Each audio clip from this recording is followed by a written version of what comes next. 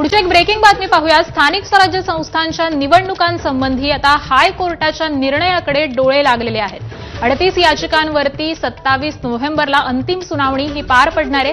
प्रभाग रचना आरक्षणासंबंधीच्या याचिकांवरती हा निर्णय घेण्यात येणार आहे। तर 27 तारखेच्या निकालाच्या अधीन असतील या निवडणुका असं हायकोर्टानं म्हटलेलं आहे। राज्य निवडणूक आयोगाला प्रतिज्ञापत्र सादर करण्याचे निर्देश हे देखील देण्यात आलेले आहेत। तर आयोगाला 24 नोव्हेंबरपर्यंत प्रतिज्ञापत्र देण्याचे निर्देश देण्यात आलेले आहेत। आरक्षणाच्या चक्राकार पद्धतीत त्रुटींसंबंधी प्रतिज्ञापत्र हे मागवण्यात आले आहे।